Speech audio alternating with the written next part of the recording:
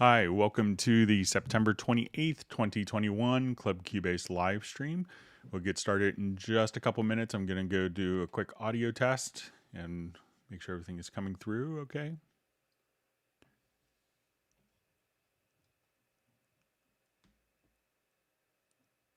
Hi, welcome to the... Okay, everything sounds fine on my monitoring computer. My name is Greg Undo. I'll be the host for the live stream today. I work for Yamaha Corporation of America as a product specialist, focusing primarily on Steinberg products. If you have not attended a Club Cubase live stream before, how it works is you could ask questions in the live chat field or simply email questions in advance to Club Cubase and or simply email the questions, to clubcubase at steinberg.de. Especially if it's something a little more involved or complicated, that's always appreciated. So we'll try to get through all the questions as quickly and thoroughly as possible. So we will go through the questions in order. So if you get your questions in entered in earlier, you have a stronger chance of getting it answered. We will be going for about 2 hours today. It's the last live stream of the month, and we will be doing a quick Zoom meetup as well. So I will just come over here. I'm going to post the Zoom meeting. So we'll start in about 2 hours for the Zoom meeting. I know I emailed a couple of people already the invites, but we'll go ahead and I'll just copy and paste that into the field. So we can just copy that. And I'll just paste it into the comments field. And I'll try to do that periodically throughout the live stream. So, so if you haven't attended the Zoom meetup, so it's once a month after the last live stream of the month, the last 2 hours, people will be just kind of get together. So we could have other people can meet and talk, and someone else could speak besides me. I just spoke to earlier today my friend Vince Melmed. He's the composer of Beatles and Stones, so he agreed to kind of stop by for a little bit. He's doing some voiceover work today and having some work, but he will be in the live stream. I know a bunch of people love that song, so we'll just go ahead. And so he will be in the live stream for a bit. So if you want to ask him questions about that song, we always get lots of questions about that one. So, but as people ask questions, we will, try to get through them as fast as I can. My ability to answer questions in kind of a real, live, back-to-back format, just with this format, I may be behind, sometimes up to 30, 45 minutes behind the live question. So if we could try to refrain from asking the same question repeatedly, that would speed up the whole process, so I don't have to reread the same question 10 times. When asking questions, sometimes if it makes sense, if you could tell which version of Cubase you're on, and also, so if I'm on Cubase 10.5 Elements or Cubase 11 Pro, and which operating system, that information is sometimes helpful. So, and just kudos to a couple of people. So we have 2 people that serve as moderators, helping on the live stream. So we have Jazz Dude and Agent K. So I want to give special thanks to them. Also, Jan, who's from Stockholm, he will be doing the cubaseindex.com site. So if you want to search for topics that have been covered in previous live streams, you can go to cubaseindex.com. And another wonderful resource of information on Steinberg products is going to be the Cubase Nation Discord, in addition to all the official stuff. And we could have that. Jazz Dude does a lot of work with that, so we just want to give a special thanks to him. All right, so let's go ahead and see if we could get started. So I thought I saw a question that's not currently in my chat field, but let me see if I could get to it from the live stream here. Give me just a second. All right, so we had a first question. If we have 10 tracks with 48K and 24-bit and mixed purely digital on 2 44.1 kilohertz tracks. What is the bandwidth? Isn't an analog component in the down mix mandatory? How is the calculation? So, there's going to be a number of, so if we have a number of tracks that are going to be, like 10 tracks at 48K, 24 bit. So let's say if we have something similar to this project here. So let's say, imagine this is at 48K. And then when we do a mix down, so, depending on the particular sample rate here, so we could just say like we're at 44.1 on this particular track, but let's say as I wanted to do an export audio mixdown, it's not necessarily an analog process if we change the sample rate, but it will be doing a sample rate conversion. So that way we could have, a project in one sample rate and deliver it to other sample rates. So it's not necessary. Some people may do an analog capture, but when you're doing exporting internally inside of Cubase, it's all just going to be done through a sample rate conversion algorithm. Okay, let me just go back to my pop-out chat. All right, so, and also if you're on the live stream and you're watching live, please feel free to introduce yourself and tell us where you're from. And I'm presenting from outside Washington, D.C. and Alexandria, Virginia. Okay, so we see Brian Sawyer on the live stream, as well as Filter Freak from rainy UK. All right. Okay, or we see Jason saying he's from South Shields, England, and it's rainy there. Okay, so a question, how do I get rid of MIDI notes, etc. off automation lanes? I just want to see automation curves. It's so simple, I can't find it. All right, so let's say if I have a number of MIDI parts here,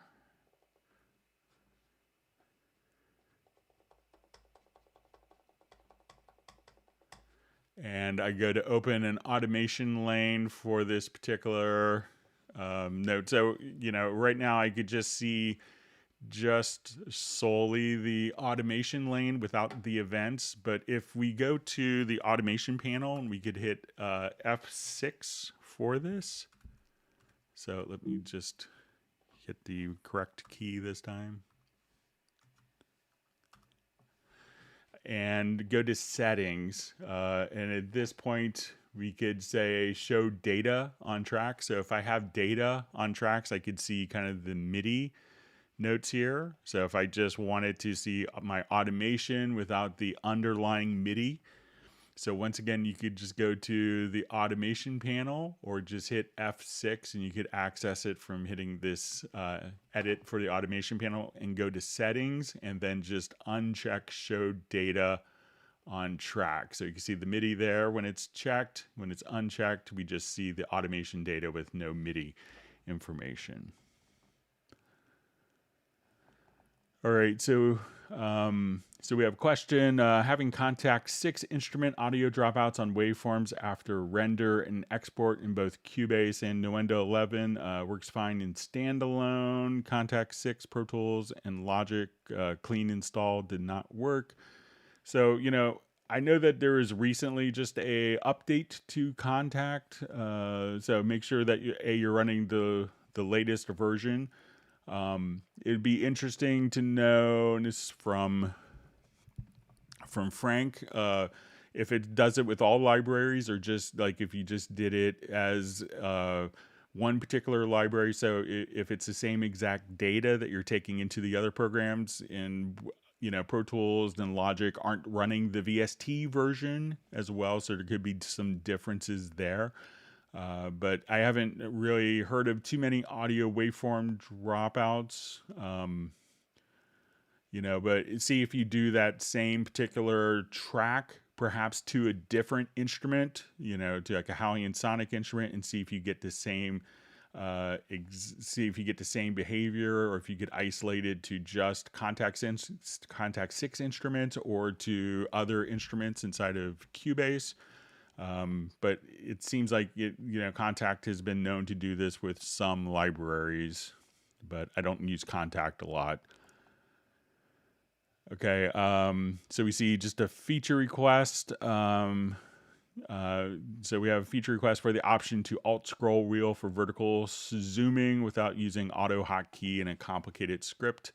So if you wanted to kind of just, zoom, in and out using kind of we could zoom horizontally using kind of just a scroll wheel here for this, but a lot of times you could also, I've asked for the same features, but if you just kind of hit a lot of times I just use kind of Shift G and H, so I could use G and H to zoom, horizontally and just Shift G and H, but it doesn't work with kind of an additional modifier, but I'll make sure to pass that along, and I've passed that along as well as a feature request from myself, but often has more weight coming from a particular customer.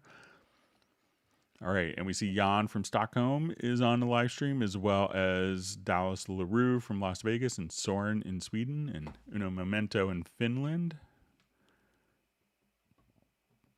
All right, and Tim Weinheimer. All right. And Best Korean Jesus is on. I think so. He's from San Diego. We have MV Beckham from Virginia Beach. So a fellow Virginian here. All right, and we have John Costigan from Kenosha. Michael Pierce from London.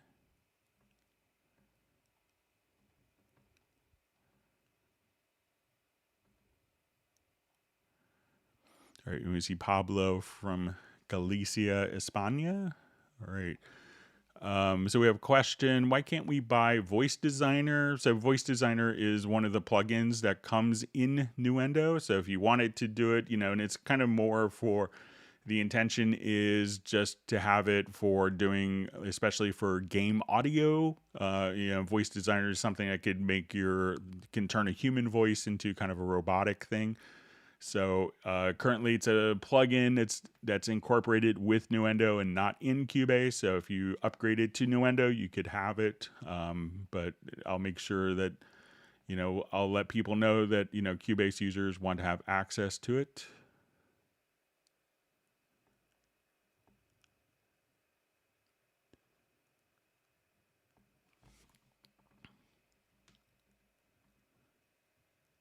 And we see someone else is having similar problems only with Kontakt. So other instruments are working fine for him, but just not Kontakt. All right, so we have Graham Witchers joined the live stream.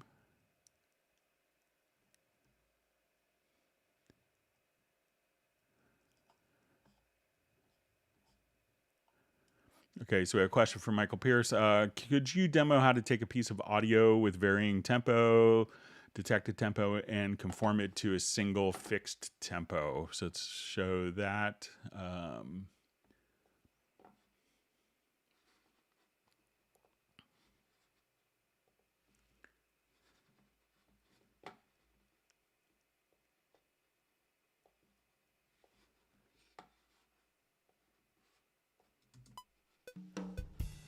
Okay, so select the tempo. I'm going to do my tempo detection. So we'll analyze it.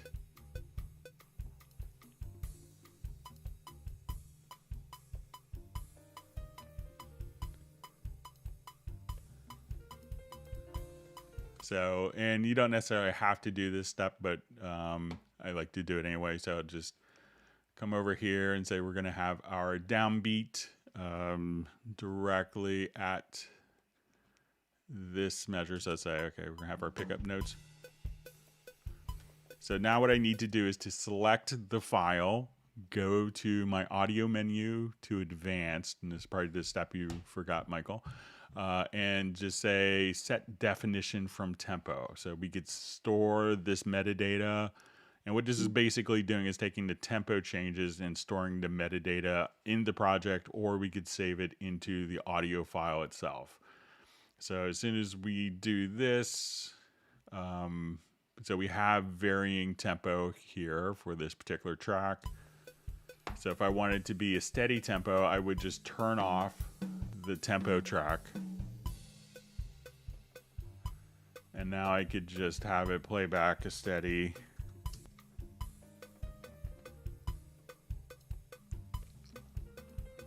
So now we can see kind of the original tempo here, but we have this fluctuation, the original tempo with its fluctuations. Now everything is just going to play back at a steady tempo. So if I make 156, we can see this tempo and we can see the fluctuations.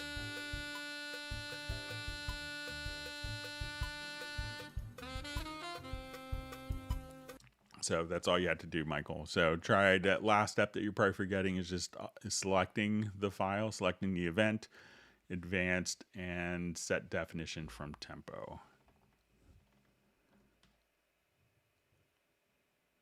All right, so we have Luca checking in from Germany. It's great. All right, Jeff Sabelski from Chico, California.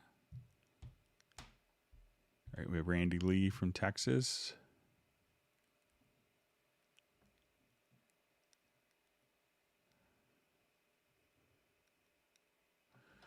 Okay, so we have a question from End of Last Club Cubase is how to render a song with the arranger track. So if you have a particular project here, so let's say I have this with the arranger track on, let me just find a project I was thinking of.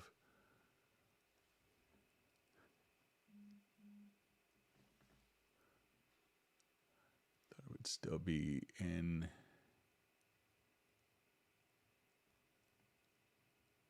All right, so I'll just open it.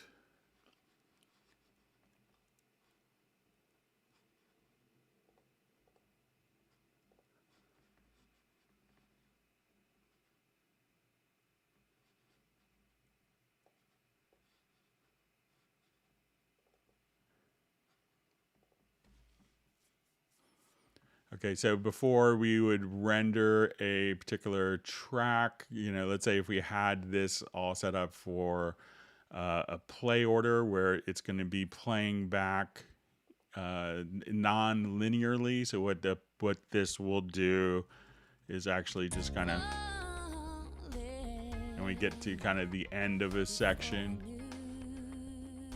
I'll just start it here. So instead of it playing kind of straight left to right, we could just choose for it to play non-linearly.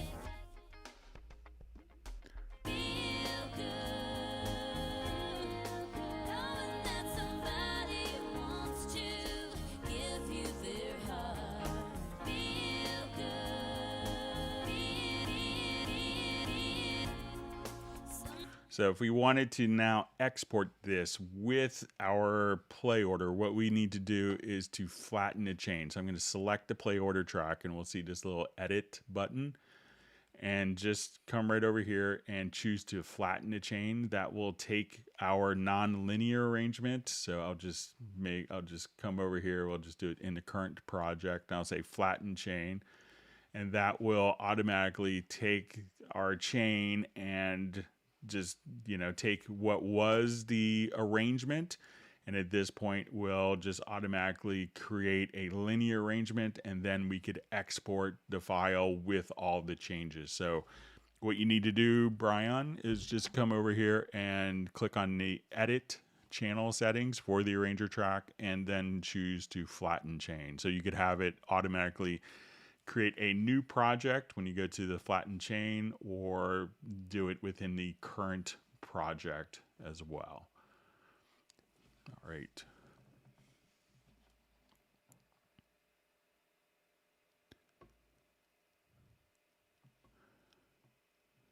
Okay, so we have a question. Is there a way to keep markers locked to bars after a project tempo change? If not, that option should be added. So yes, we could do that. We'll show you what you need to do for that. So let's say if I wanted to have, let's say if I have a cycle marker here, so I will just, let me activate this project. So I'll do it with cycle markers, and so let's say I'll have that set, and I'm going to add a cycle marker there. And let's say, okay, right at measure 17, I want to add a marker there. Let's go to measure 22. So we have markers that are kind of tied, directly to the beat. Now, when we right click on a marker track, you can get track control settings. And one of these that is probably hidden by default. So again, just right click on the marker track, go to track control settings, and you'll see toggle time base. And what you want to do is just take it from a hidden control to a visible control. So, and once that is done, we could have your marker tracks work in either linear or musical mode. So if we put this in linear mode and I change the tempo, we can see that the markers are going to change positions. But if we come right here and have the marker track in musical mode and I change the tempo, the markers themselves will stay at their bar and beat position regardless of the tempo changes. So you want to make sure, if you want the markers to automatically stay, is just to put those into musical mode as opposed to linear mode, because it may default to linear mode and those would change positions based on the tempo. But once you're in musical mode and we change the tempo, that those markers stay to their bar and beat position. So once again, right click, track control settings, toggle time base, take it from hidden over to visible, and then put it into musical mode. All right, so we have Vishnu Express from Finland checking in. Thanks for joining us. And Chris from Columbia, South Carolina. And we have Mike from St. Louis. Thanks for joining.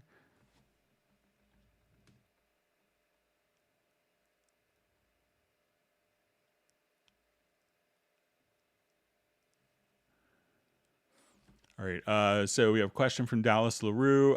Can you clip on a channel with 32-bit float? Would it be beneficial in any way if it was looking for some kind of extra grind or distortion? So, with 32-bit floating point, I think the theoretical dynamic range is around 1592 dB. So, I guess if you could theoretically clip, and if you did, it's going to be kind of a digital clipping that probably wouldn't be associated with kind of analog, like driving an analog signal chain into the red. That could give you kind of a distortion that's often sought after and kind of a saturation. So, so generally the, digital gain staging will be different than analog in that regard. Okay, so we have a question. Is there a way to create a multi-layered file, such as a 5.1 or more, inside of Cubase and have all the wave files represented? So certainly. So let's say, I'll just do it for these tracks here. So I'm going to just immediately come over to my audio connections. And if I'm dealing with surround, I want to just say, okay, I want to, at this point, choose to do a 5.1 output bus, and we could assign these to, our particular outputs that we wanted to. So I will now come over here. So let's say I want to take this track, and for its routing, I want to say, okay, this is going out left, and this is going out of our right. And let's say this is our center. Send this to our LFE. And so when I come over here, I could say, let's send this to our right surround. So we have left surround, right surround, center. All right, so let's say we have this going to LFE. All right, so I just want to make sure I have these kind of all assigned. So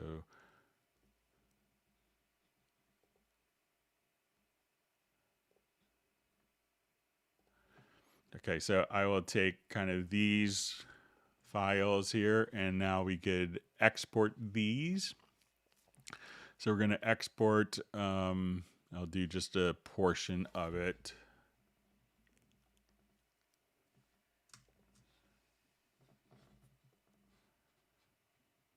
So we'll do our export audio mixdown, and we want this to be interleaved. And we'll say, okay, we wanted this to be single, and I want it to be my 5.1 output, and we'll insert this. We'll create an audio track. We'll add a cue. So, all right, let me check my range here.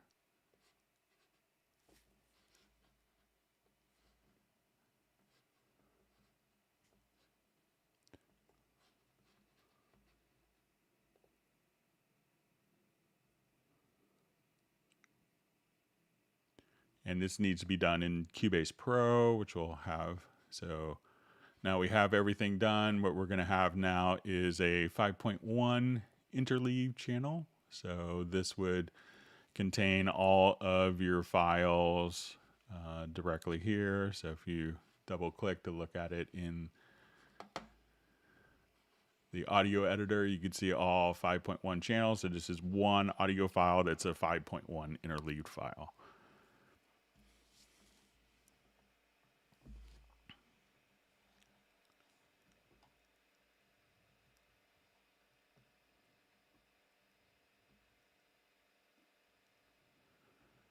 All right, so we see on Cubase Artist, Cubase 10, how to generate harmony voices. So this would work in conjunction with the chord track. So let's come over here. I'll just do this.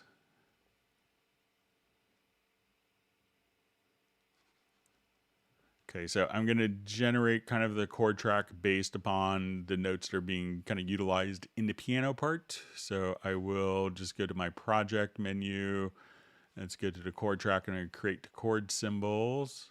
So now when we're kind of playing along here,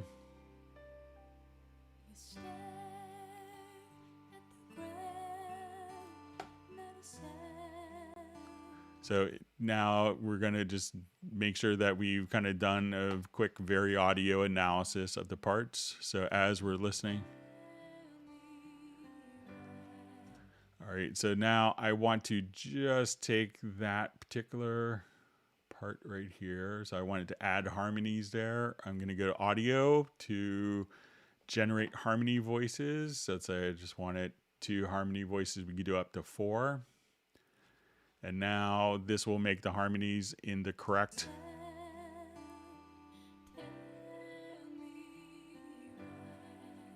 And if I wanted to change these, the voicing of these, we could select this and go to chords and say, okay, instead of soprano, I want this to be alto, and I want this to be tenor.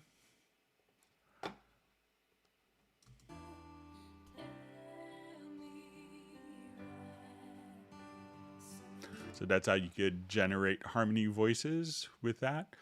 And we had, since we're here, we had a kind of a related question that was emailed in of how to kind of change this so it sounds a bit less robotic. So if we actually just kind of double click on the part, and let's say we go to the Variaudio editor. So we could just select this, and if we go to or smart controls and we set this to show all smart controls, you could adjust kind of, what can make it sound a bit artificial is kind of the formants. So if you go to the lower left-hand corner, we could actually adjust the formants for each of the notes, and that could make it sound less robotic. So if you want the results to sound a little more natural, you could go through kind of note by note and have it adjust the formants, and that can make a difference for kind of realism. But to make sure that you have a chord track and that you've done the analysis in Variaudio, select the region, go to your audio, and then just say generate harmony voices right there.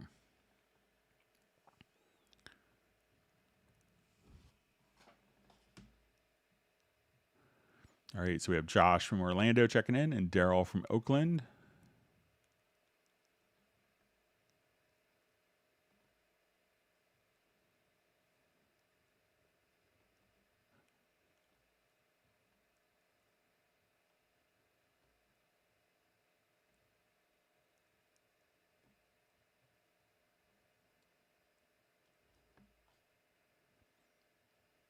All right, just going through more comments here.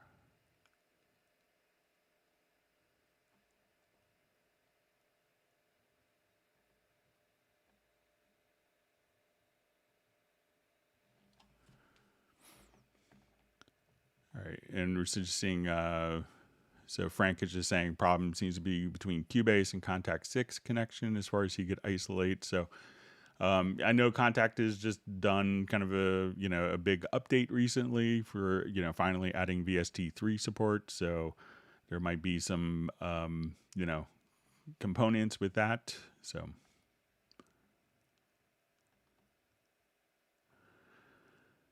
Okay, we have a question from Jan. Are both electrical bass guitar and T guitar integrated with Halion 6 in such a way that I could use example FlexPhraser in Halion 6? So yeah, you could use the FlexPhraser on, I think so. We'll go ahead and give it a try. So let's say we want to do like the electric bass, which may make a little more sense. So let's say we'll do our Halion here.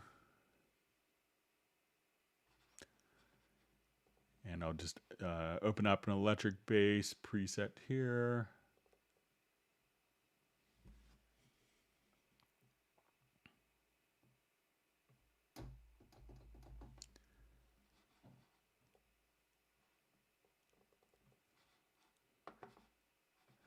But really all you would need to do,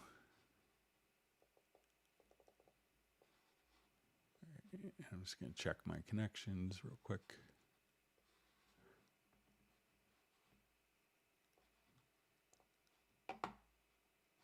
But, so if we just kind of come over here to, and we can see that we even have the FlexPhraser as part of the bass right here. So if we just select that and we could go to edit, but at this point we could take any of the, phrases directly here. So you could add any of those particular MIDI modules and be able to deal with it for other instruments. So if you just wanted to add those to other instruments, you could just say, okay, well, I'm here. I wanted to add a new MIDI module, and here you could have different players, FlexPhraser, trigger pads, and you could add those directly into the channels there, and they'll kind of have an effect.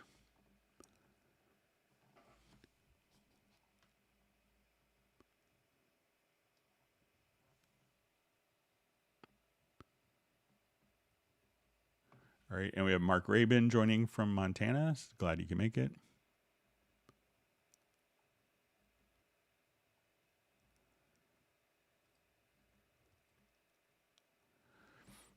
So you just see, hi, this is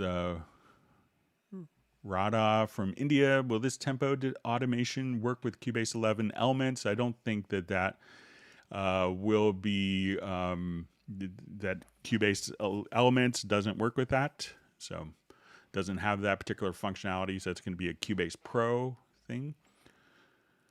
All right, so we see any word in the dongle divorce. So I saw online that there will be an announcement coming. So I saw that just kind of mentioned on a forum. So look for news coming with, more of the license management. So I wouldn't call it a divorce, but it's maybe moving on. But, some stuff may still be utilizing eLicenser for a while, but they'll be kind of revealing everything hopefully soon. So, but I don't know the exact date, but I think they'll have an announcement coming where they'll kind of, share a lot of information on that. So sorry, it's taken a while.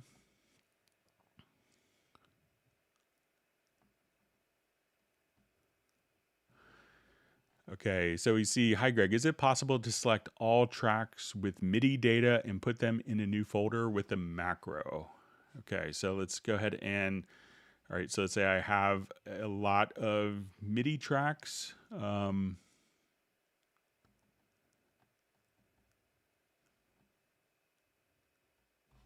Okay, so if we wanted to do this as a macro, we could probably come over here. I'm going to build a quick project logical editor preset.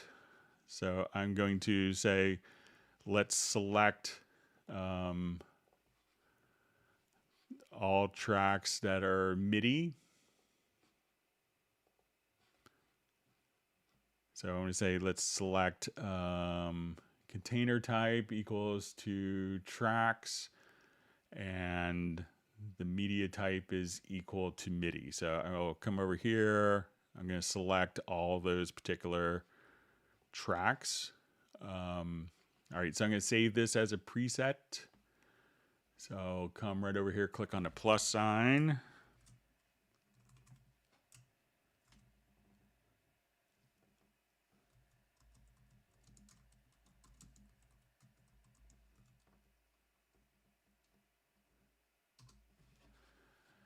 And now I want to build a macro, so we'll go to our key commands.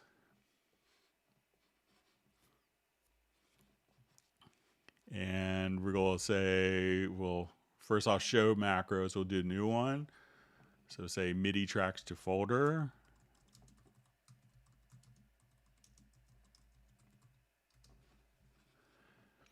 And at this point, we could just say, I want to. So we'll go to process, project logical editor preset. So we'll say select MIDI tracks, and we'll add that as a command. And then we'll say, I'm just going to look up move tracks to new folder.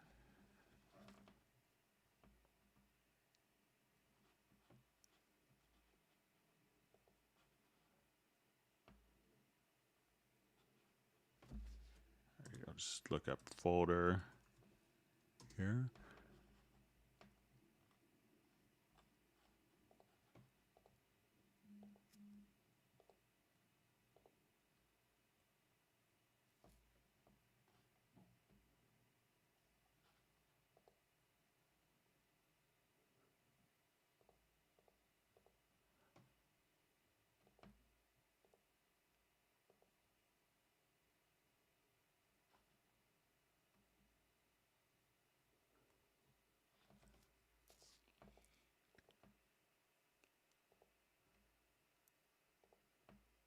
Okay, so we just do under project, we'll see move tracks to new folder. So I'm going to add that command.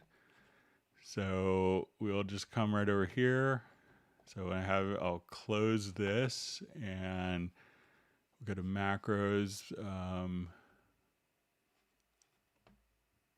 right, MIDI tracks to folder. And now they're all put into, all the MIDI tracks are now placed into this particular folder for you. So let me know if that works for you. So we'll go to the project logical editor preset. So we're going to say select container type is equal to track, media type is equal to MIDI. And so once we have that done, then we want to combine that into macro. So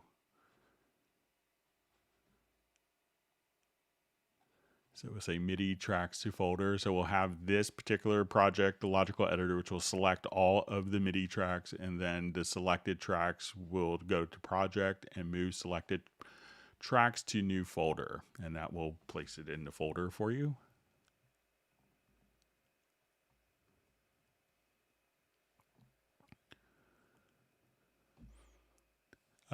So we see, hi Greg, is there any advantage to rendering a MIDI instrument during mixdown if the CPU performance has no problems mixing with the virtual instruments active? Not really. It's really, the only time that there's an advantage is if you need to give the individual files or stems to someone else. But if you're able to run the instrument in real time, you don't gain anything by rendering it and then, including it again. So it's going to, it's all zeros and ones will end up sounding the same. So it's really just to kind of make sure that you have, it's really the intention is if your computer is running out of power to be able to render that, and that's when it can make more sense.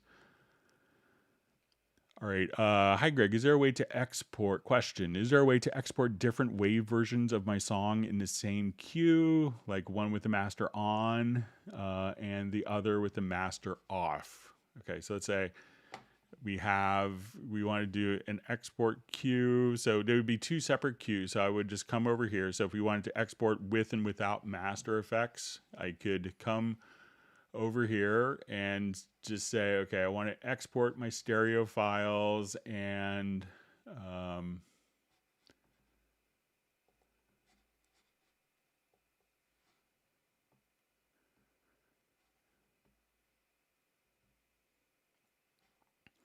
so let's see if we could, so let's say if we add this to our queue, we can do that. So we have the effects kind of on,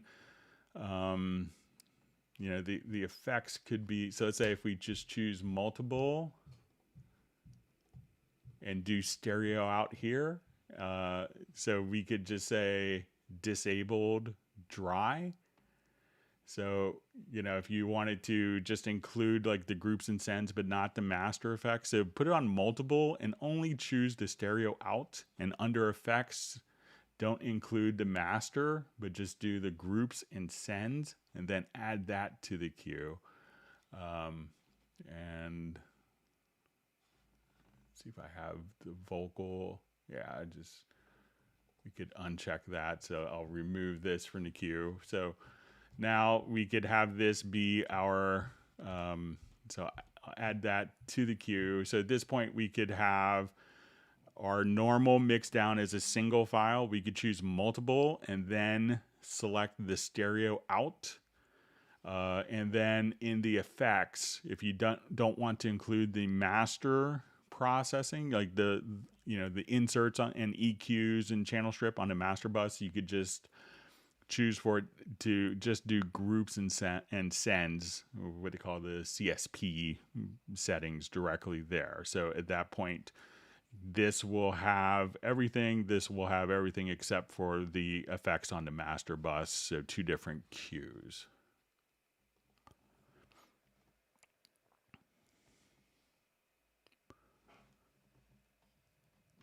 All right, we have Thermonuclear War on the live stream. Thanks for joining us from Serbia. All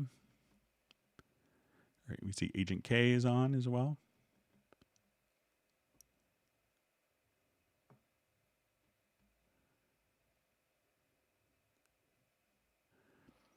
Okay, so I just see, hi, Nuendo. Did you give Nuendo its name? So no, they don't give me any real power at all. So I think it sounded new and fresh when it was out. So, but I don't have anything to do with naming of products or anything. I'm not that smart.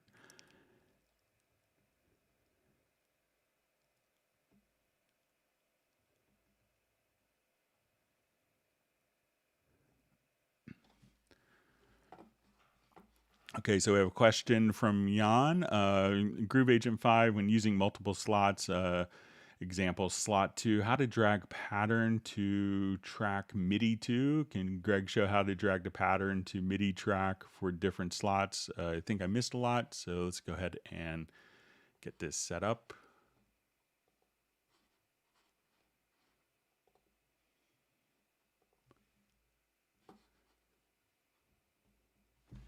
All right, and while I do this, I'm going to go ahead and just paste in our live stream link again.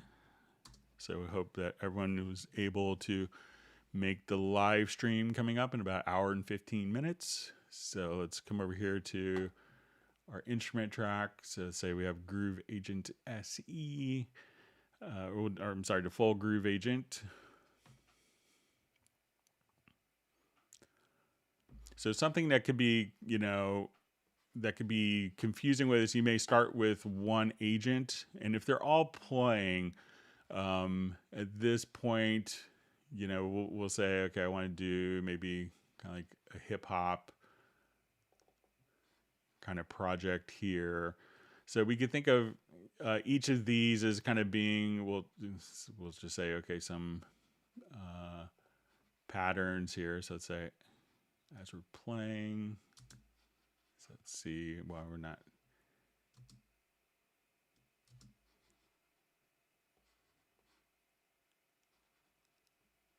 Just check my.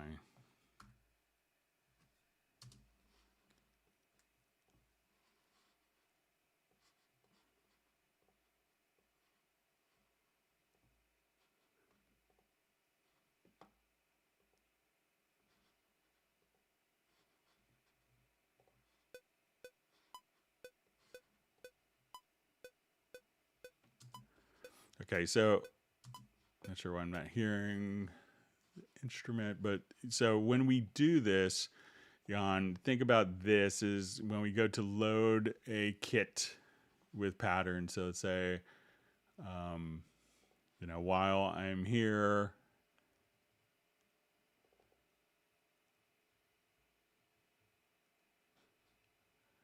okay, so these will be, you know, some different patterns, and I'm just going to check just in my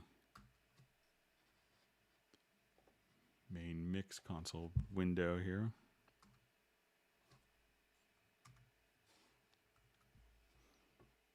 Sorry, I have the computer on wrong. Sorry.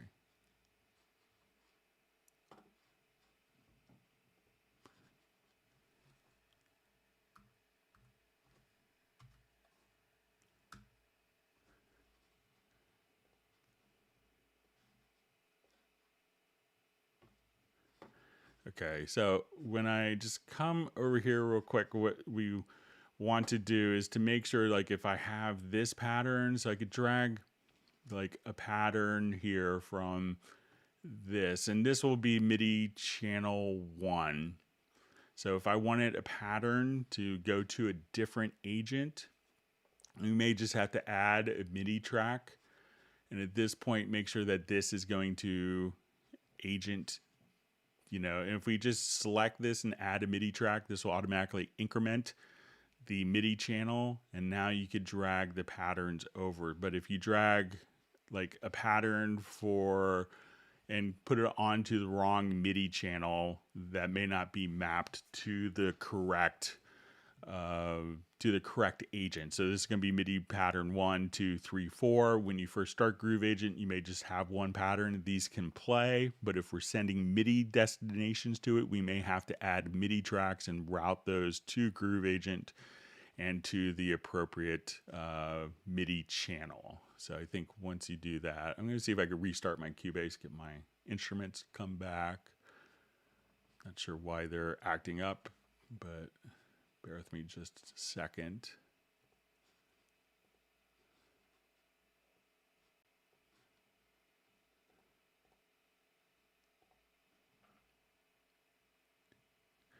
All right, and I'll jump over to another. We'll go to our topics here. Sorry, open up in our window. Okay.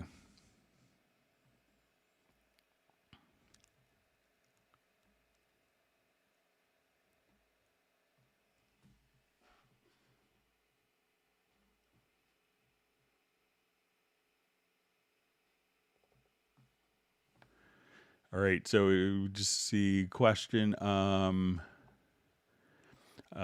Jeff Sabelski. Greg, use Spectral Layers in Nuendo, tape noise reduction nice. I want to dismiss Spectral Layers so it doesn't continue making unwanted layers. How to assure the extension is closed after used. Must file be bounced first? So it would help to, you know, bounce the particular file. So you could do that, but after that, you know, so often bouncing the file will cause the Spectral Layers extension to be unloaded. So let me just see if we have All right, so we have some sounds there.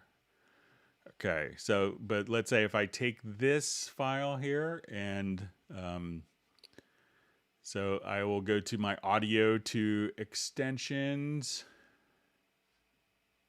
and we choose our spectral layers. All right, so let's say, you know, we did our spectral layers edit here, and you wanted to remove that, so I think if we just come over here and say bounce selection, so I'll just come right over here, that then the spectral layers is going to be, the extension will be removed. Another way you could do it once it's been kind of applied to a particular file is, you know, say I'll just do this, is you could go to the extensions right here and just where you see spectral layers checked, is just come over here and just remove that particular extension. So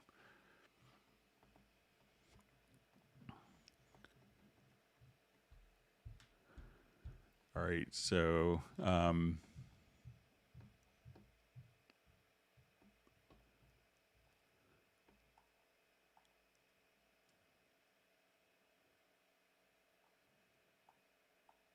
okay, just finding my chat field. What could be useful for the sidechain in Supervision? So I guess if you wanted to, you know, only, you know, sometimes you may want to feed particular tracks. So let's take a look at it. So let's say if I go to my mix console here, and let's open up Supervision.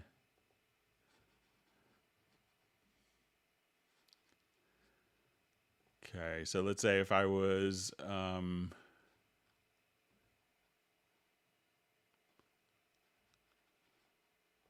right,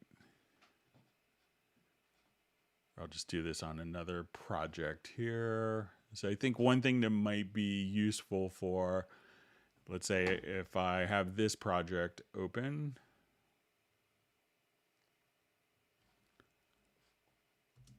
all right, so we're playing along. And let's say if I have spectral layers here in my stereo out, or my Supervision rather, that if I have sidechain, I may just say, okay, let's do a sidechain input. And let's say if I just select the snare,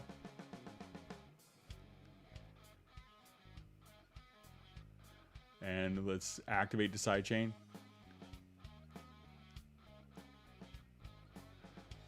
So let's see if we,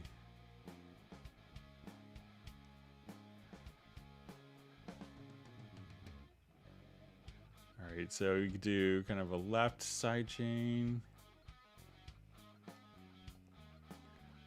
So I was thinking maybe that you could take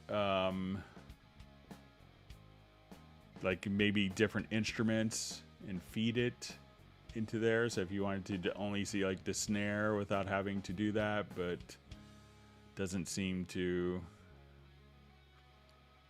do that. So I can't think of a good use for sidechaining for the for spectral layers off the top of my head.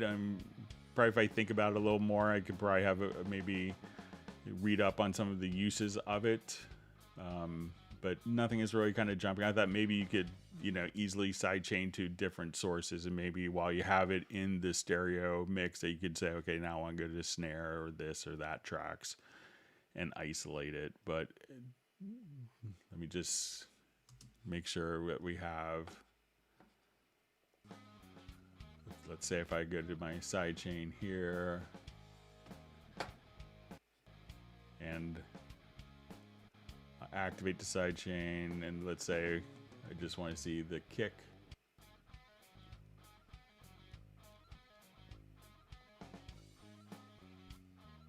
But it's still reacting to the other sources.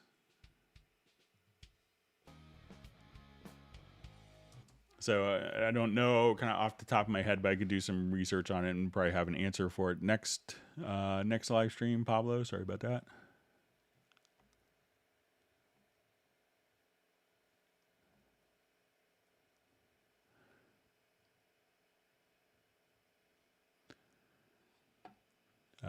So, and I just see Pablo just saying, could you use, for example, 2 spectrometers, one for each signal through sidechain, for example? So let's give that a shot. So let's say we'll do kind of our,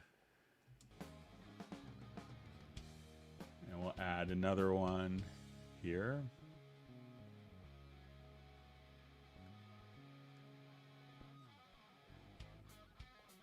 So let's say this one. So I don't think,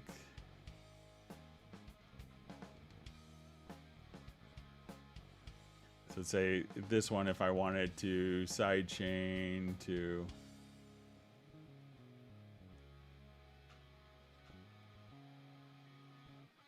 just choose a different.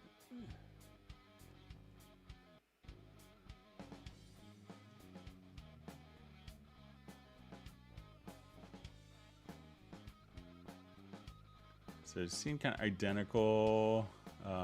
So I could do some reading up on that, Pablo. Sorry, I don't have a better answer for you. All right, great to see Mandy Lane's been able to join the live stream.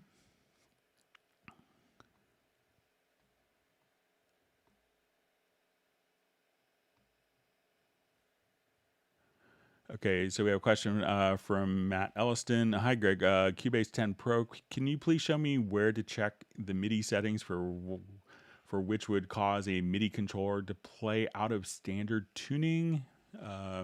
So often, a lot of MIDI controllers share the modulation wheel and pitch bend wheel are kind of sometimes on the same mechanical part. So they could often, that one part could often be broken. So I would make sure that if we have like an instrument track or a MIDI track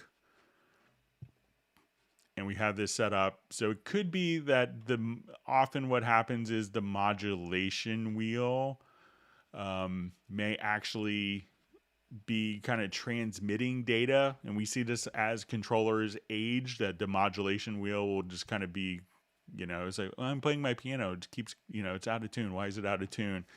And it's because the modulation wheel, if you go to the MIDI inserts, you may notice that if you go to the MIDI monitor, that you may just see a lot of, unintended pitch bend data going directly, on the monitor here. So as we kind of work with this, so you say, okay, we have, let's say, our pitch bend data.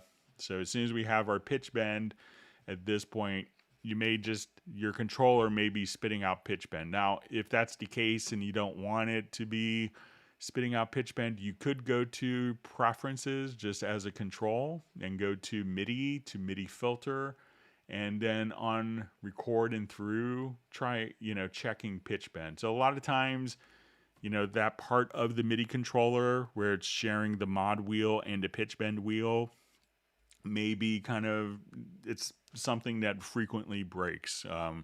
So make sure that it's not just accidentally transmitting pitch bend, or the pitch bend is stuck slightly up or slightly down. So, and probably if you do that, let's say if I come here and I have a lot of pitch bend data, you could look at it and say, oh, okay, well, I look here, but, in the MIDI editor, it may look blank, but you may just see a lot of pitch bend data that looks like that. And it may be more apparent if you go into the list editor, where you could see if you have pitch bend data. So usually if something is out of tune, it's kind of unwanted pitch bend data.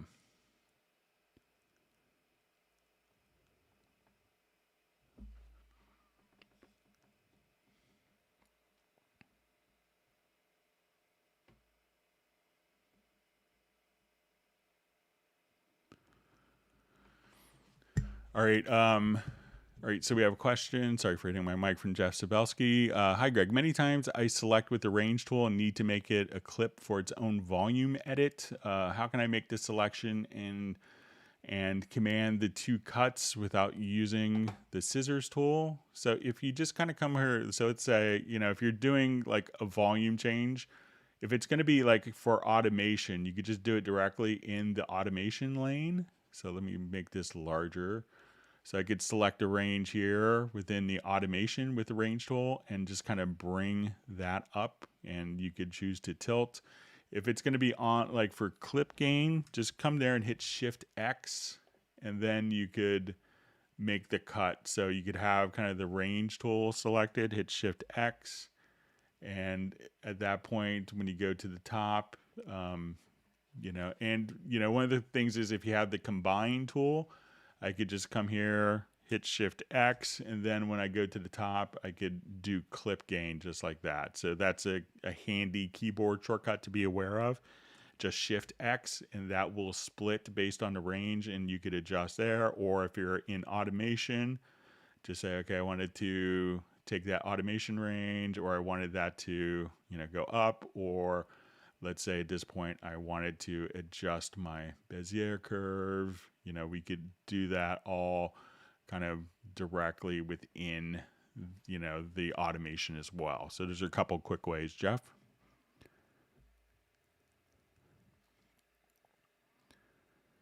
All right, so we have Cedric checking in from India.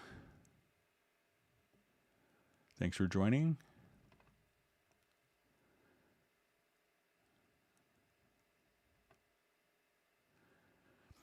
So we have a question: is there unlimited automation lanes in Cubase Pro? So for whatever, I don't know of any limitation to it. So there's no, each parameter will have its own automation. So if the channel has a limited, the only limitation to the number of lanes would be for the parameters on a particular track. So if you had, a plugin that has a lot of parameters, you could get more automation tracks, but, each parameter that's involved with the track can have its own automation lane. So it's really kind of unlimited in that sense.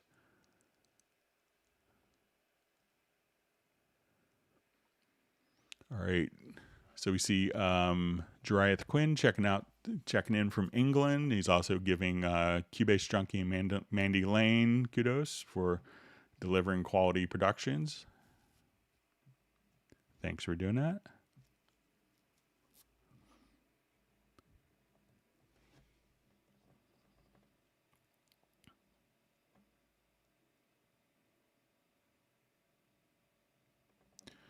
All right, so we have Thomas from Norway just asking if any of you made the switch from Studio One over to Cubase. I'm considering the move. So yeah, we think we've had lots of people that have upgraded to Cubase from other programs, including Studio One.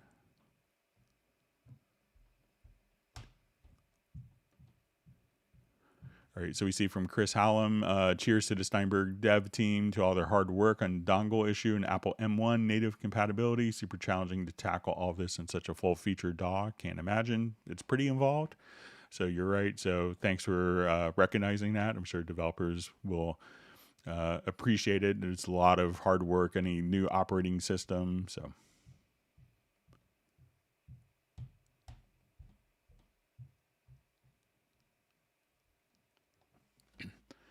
Okay, so we see from Michael Pierce, did Cubase not used to have a series of presets set into key commands to be as close to rival RDAWs, or am I making that up? So if you go to the key commands, and you'll see presets here for like older Cubase versions, but Logic, Pro Tools, Sonar, so some other DAWs, you could have those key commands just as presets here within the key commands area.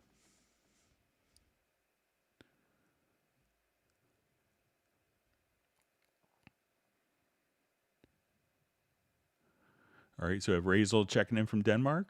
And once again, we're going to be doing in about 55 minutes. we will be doing our Zoom meetup. So if you haven't done one of those, it's a great way to kind of meet other people. So we usually go for a couple hours and just kind of interesting people that sign in, and we know a lot of people love some of the songs I use, like especially Beatles and Stones is a big hit. So we have the songwriter, that Vince Melmed's going to join us for a little bit. He's kind of busy today, but he's agreed to take some time.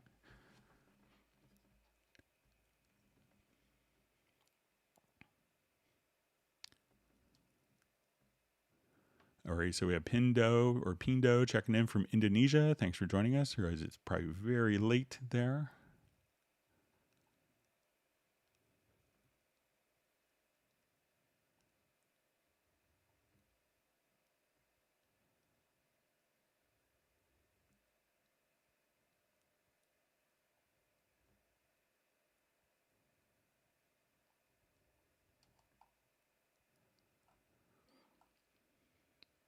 Okay. So I just saw Peter's saying just send an email about sync audio sounds, Cubase 11 Pro. So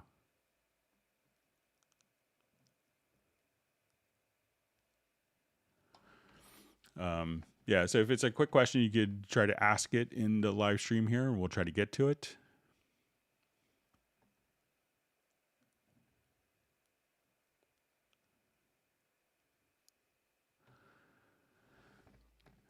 So we see, Greg, when the delete preferences pops up, is there a way to save the project list before it resets the latest projects list to none shown? Weird question, I'm sure, and thanks. So, usually once you do that, so, if you delete the preferences, that will take away the, recent projects list. So when we come over here, this will be reset based on that, because that is kind of tying into the particular preferences. But if you choose to disable the preferences and next time you start the program, you choose to not disable them, these will show up as well. And you could always, I think you could back those up by going again directly into your edit menu to the profile manager if you really needed to.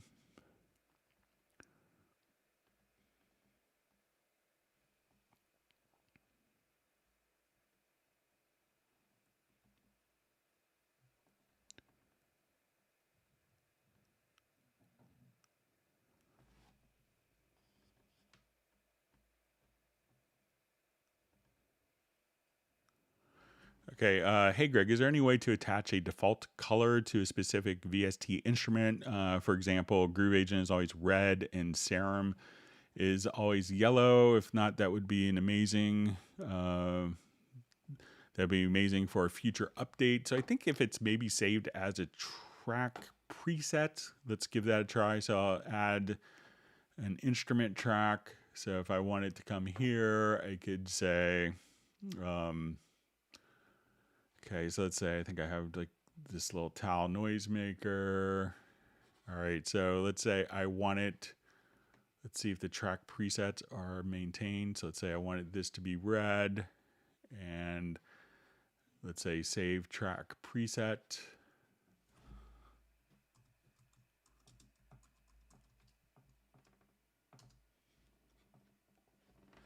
Okay, so I'll do a new project.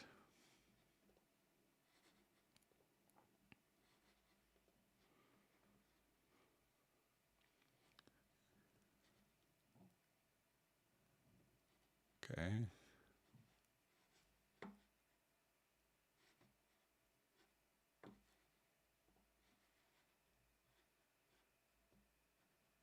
Okay, so here's our towel color. So it doesn't look like that is the same red.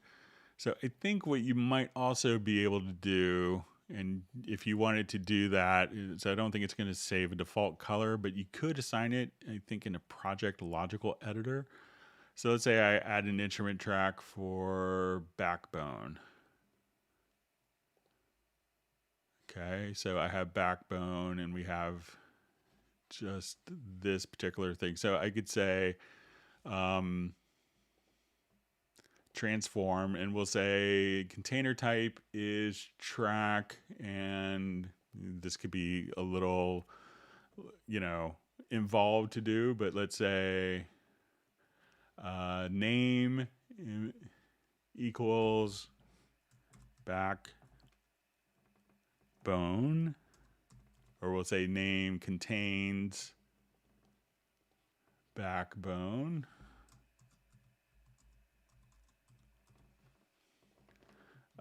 And then we'll say set color to green. So if I have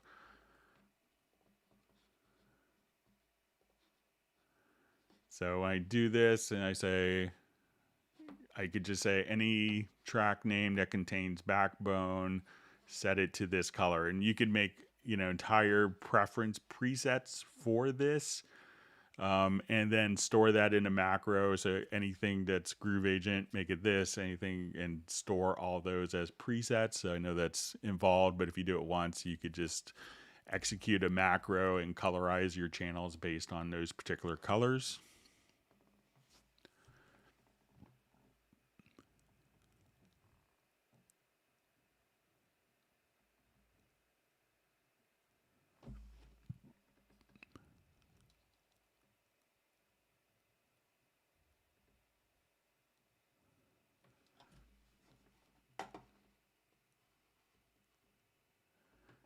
Okay, so we just see, just jump back to this. So we have a question. How to move all the tracks forward at the same time. So,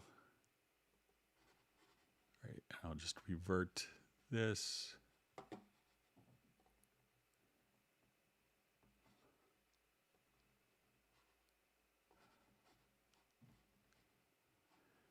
Okay, so if it's, let's say if all the tracks are here, we'll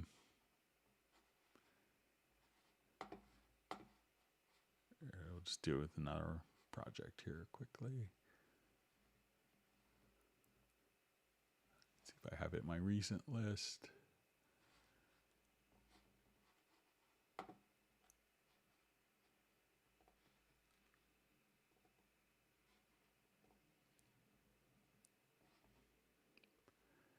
Okay, so say if I have all of my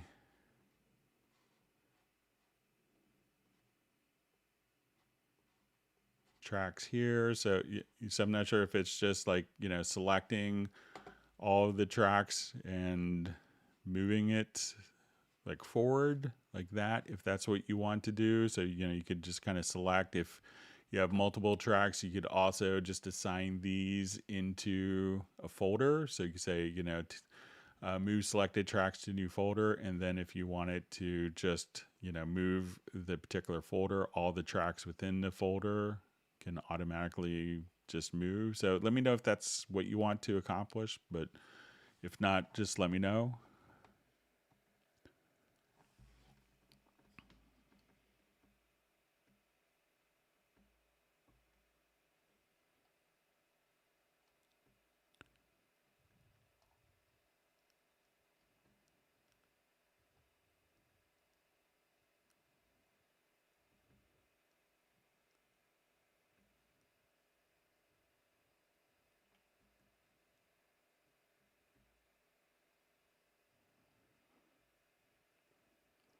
So just see from a thermonuclear war, just saying Pro producers mainly in Logic and Pro Tools and spit on Cubase. I don't know the reason. Cubase has more function. Maybe they're jealous.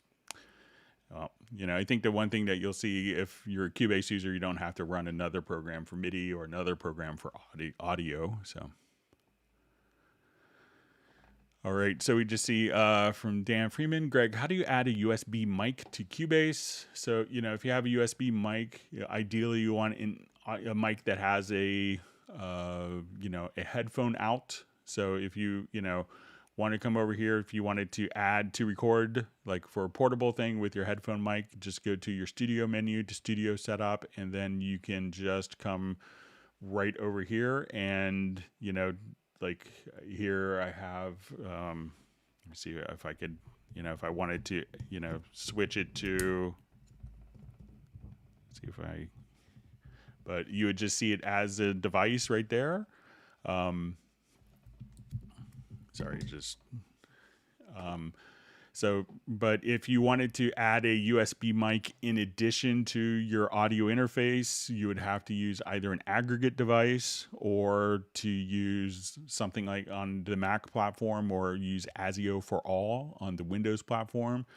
And generally it could be pretty less than satisfying, because it's going to compound latency, and often, it's not really well suited for DAWs, even though, because the audio clocks between the different interfaces aren't truly synchronized, sample accurately.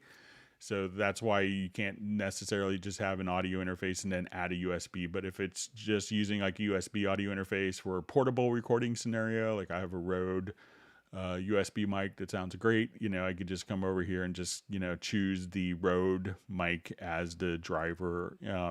And if it doesn't have a particular driver, you could just, on Windows platform, you could say USB audio or download ASIO for all, and then you could use to set that audio input and output for the USB mic, as opposed to like the built-in audio on the on a laptop or something like that.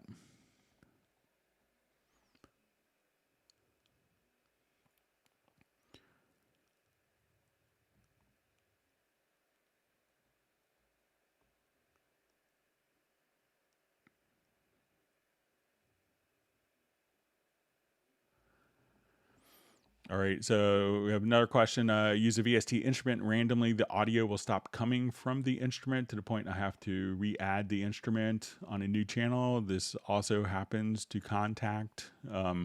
So generally, it could be just like a MIDI message. Like I've seen sometimes where, people will have like a MIDI volume, message that goes down to 0 and it doesn't get set up. So it could be something like that.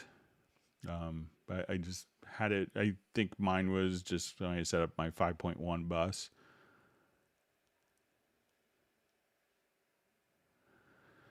Okay, so a question from Dallas LaRue. I've seen a video where there is an S snap point at the beginning of every event. I don't see an S on any of my events. So let's say if I double click here, and we're looking at like this snap point, and we see this little snap point here, the event snap point. You want to click on this icon right here. One has almost like, and this will show audio events. So if we have that turned off, we don't see this snap point.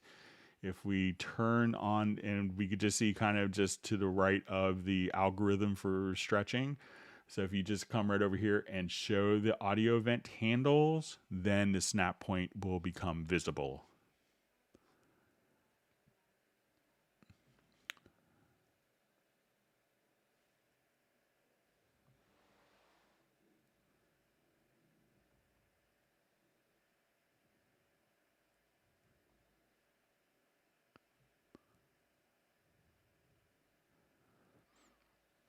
All right, so just seeing from Jeff Sabelski saying I found a song from the 30s.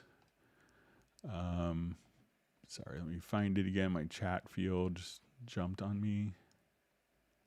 Okay, so found a song from the 30s I recorded with comp guitar, voice, and piano. Part from the sheet music. Piano was programmed using Commodore 64 SID chip, Kawasaki music software, Spectral Layers cassette, 1987. So it's probably from the 80s and maybe not the 30s.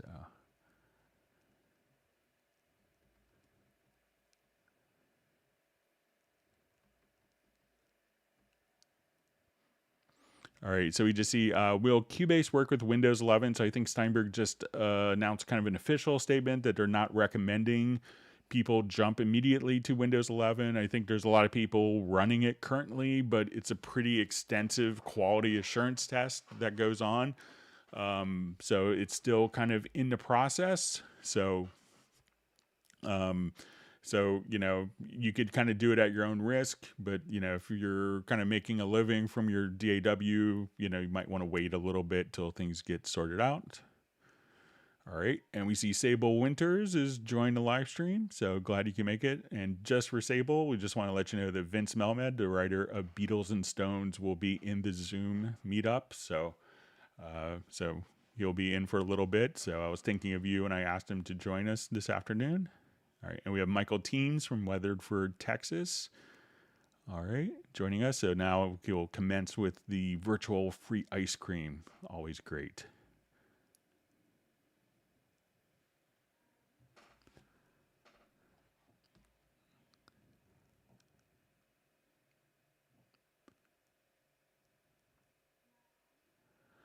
All right, so we have a question from Cedric. Greg, you just spoke of presets and key commands. If a preset is selected, does it add to or replace existing Cubase key commands? Thank you. So if, we have a preset, so say if we go to our key commands here, so let's say if I go to like my audio connections window, we could just, so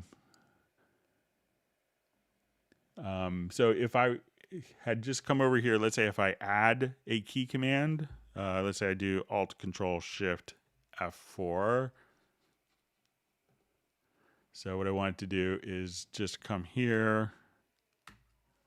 I could assign, and then you could actually have two key commands for a particular function. And that makes sense. That can make sense in some things, but realize that sometimes people will. So make sure, you'll get warned if you're trying to assign a key command to something that is already assigned to another function, but you can have a function that has two different key commands that trigger it. So, and the reason you get that warning is they don't want to necessarily prevent you from doing it, but just so that, every time I quantize, it just accidentally deletes the notes, so you don't get into a scenario like that.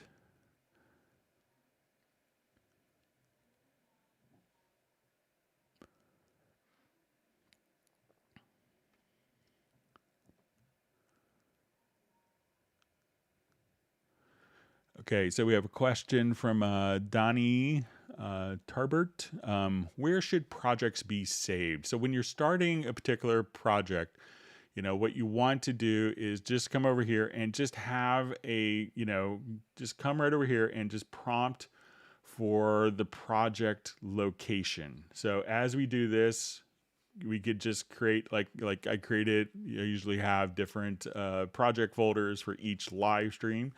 So as we do this, I could just say, okay, we're going to have a unique folder for each particular project. So let's say I just want to come here. So let's say I'll add a new folder. Okay. So I will create that folder. And now when I start to work with the project, then so we have our project and we record audio, and all of that audio is going to be going into that particular folder. But now when we go to save a particular project, it's going to automatically put it within the project folder by default. You could save this separately, but that may not be advisable, because if you wanted to archive or move this folder, some people would move the folder and move all the audio files, but not have the .cpr project file. So by default, it will save it into the same directory as the project folder. So that makes the most sense, especially if you're working with audio files and you wanted to be able to move one single folder that contains all the elements to recreate that project.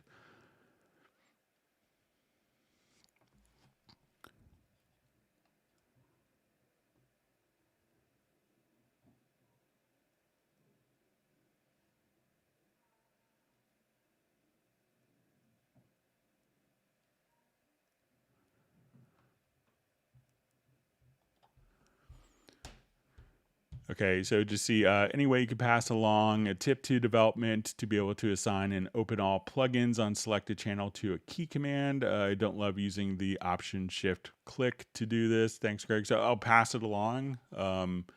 So I'll just take a quick look just to make sure that there isn't one in there.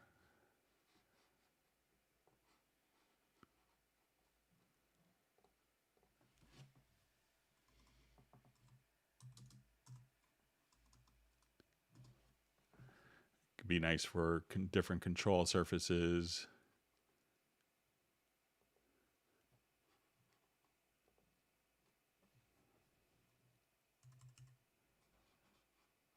So if we had a number of plugins, let's say if I just wanted to come to this particular project, all right, let me just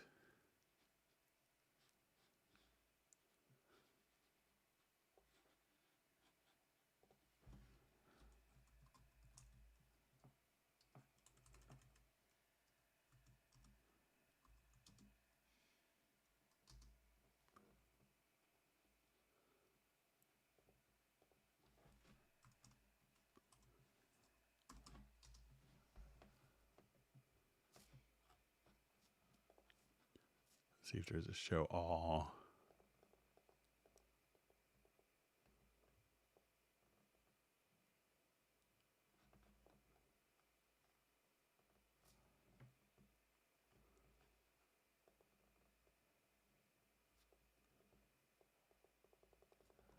Yeah, I'll make sure to pass that along. So it's usually at the end of the month, I always send all of the questions with them. So I'll highlight that one.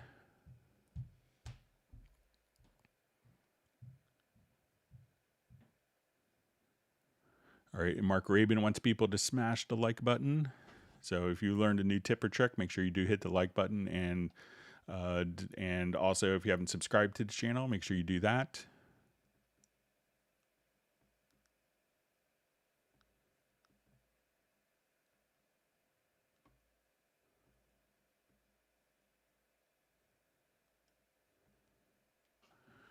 Okay, so we just see from Peter, it says, yes, sync 2 or more audio files from example, dance floor, tech house, drum track, and another audio track, and want them to sync. Okay, so let's say if I wanted to do 2 loops, we'll start with 2 loops and start there.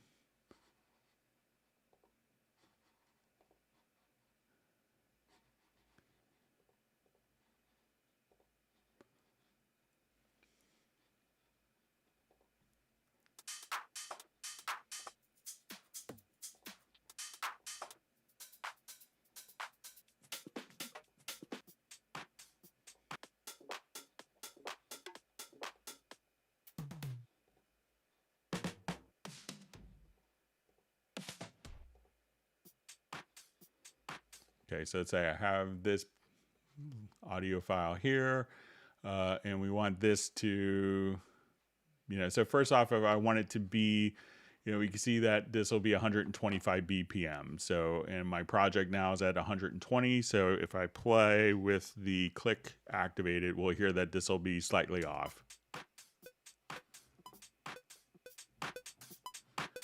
So now just placing this into musical mode, that will automatically fit. So let's say I wanted to come over here and choose a different, so let's say from EDM Toolbox, and let's do, I think this might all be MIDI parts. Let's do an audio.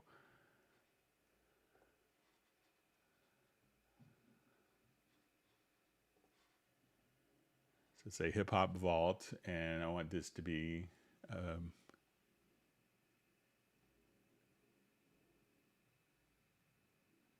synth bass part.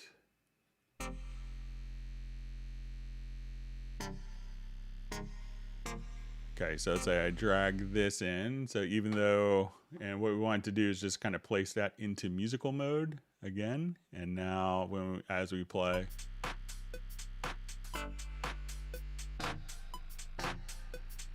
those two will synchronize to each other. Let's say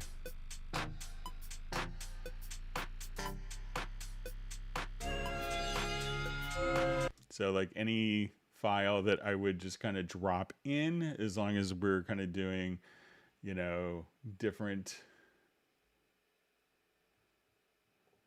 So let's say.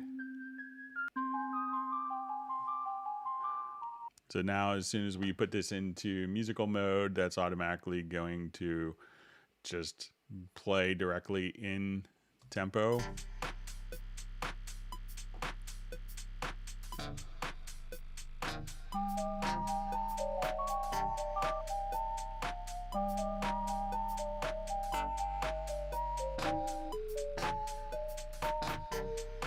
So you could do stuff like that. Now, if you wanted to also have two audio files sync that are maybe from different tempos, like if I wanted a loop to sync to like something that has varying tempos, I can come over here. Let's say we play this jazz piece and I do my tempo detection of it.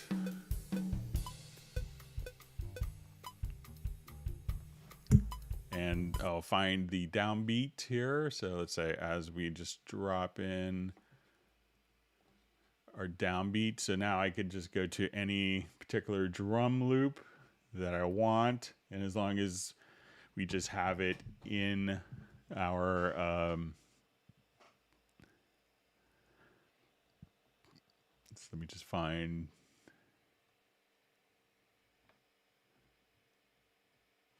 drum loops. So let's say, you know, we're going to do, so if I wanted that to automatically synchronize, once I've done the tempo map of the original file, I could just place this and we'll just make this horribly inappropriate, put that into musical mode, and now this loop is going to automatically kind of speed up and slow down to match the tempo.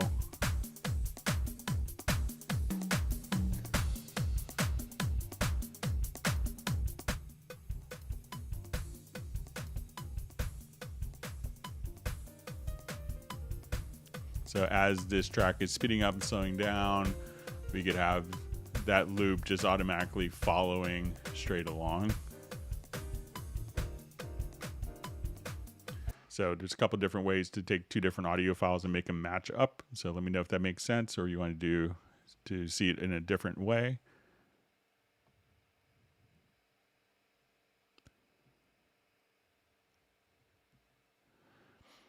Okay, so we just see in previous versions of Cubase, you used to be able to save as new project and a new folder would be created. For the new version of the project, I'm now on 11 and the save as new project option is gone. So, you know, when we do, so we could do save new version, that would do it. But if you wanted to, you know, back up the if you wanted to save it to a new folder, just choose to do a backup project instead.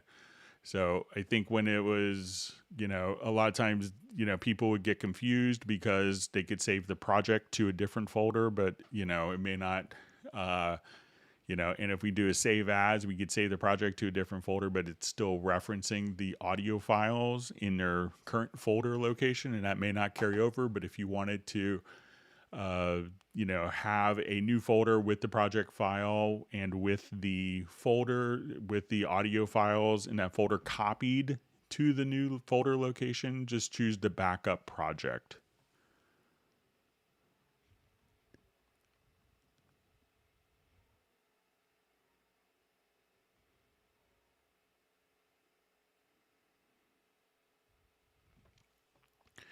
Okay, so we had a question.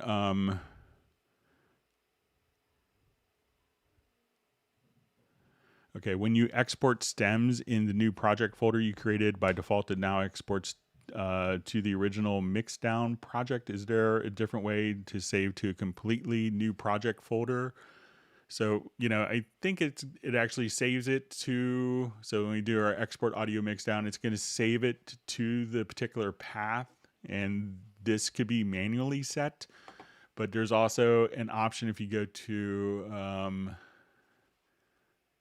let's say if I come here and on the path, you could also choose to do the project mixdown folder. So if you choose that, that would automatically take the project folder location, add a mixdown folder within the particular project folder. So mixdown subfolder, and that's where the mixdown would go to. So just kind of click here. So you could automatically choose to use the project audio folder or a project subfolder labeled mixdown.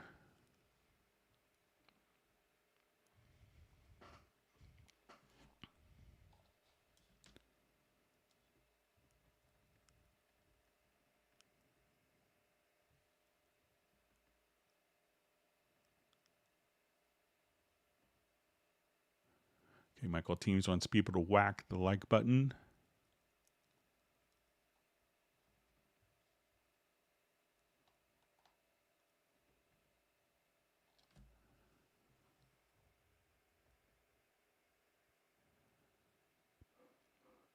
Okay, so we just say, hi, Greg. I want to use a track preset on the master output.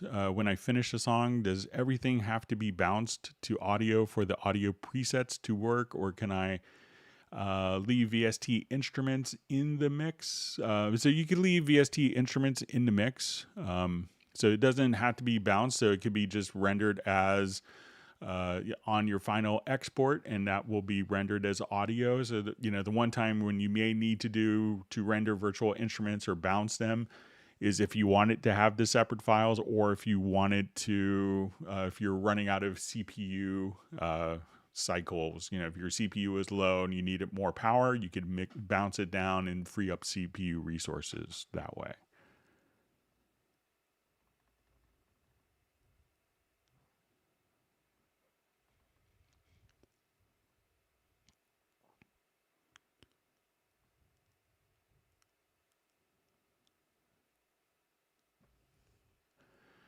Okay, so just see from Dan Freeman, Greg, trying to dial in my go-to bass guitar sound for my songs in the box. I can get decent tone, but I don't feel the bass. Is there something I can do using bass amp and Waves guitar rack now? So, like a lot of times when I'm doing bass stuff, I try to get the signal as good as I can dry.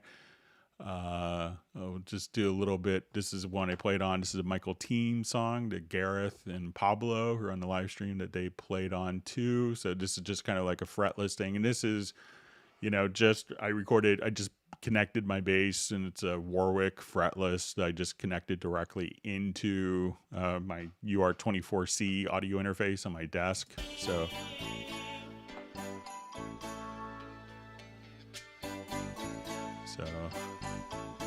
just let it go for a couple, and I'll make the bass a little louder here.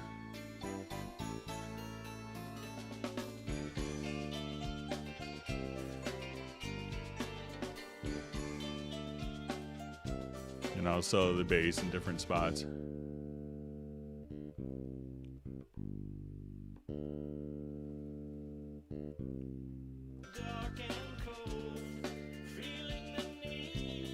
But, I've always I'm kind of an Ampeg junkie myself, so I've always gotten great results with the, with the built-in bass amp. So when you come over here, just to the VST bass amp.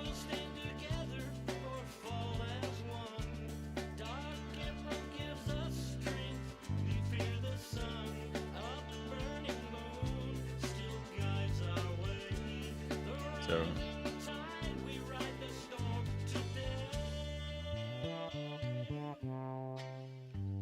without.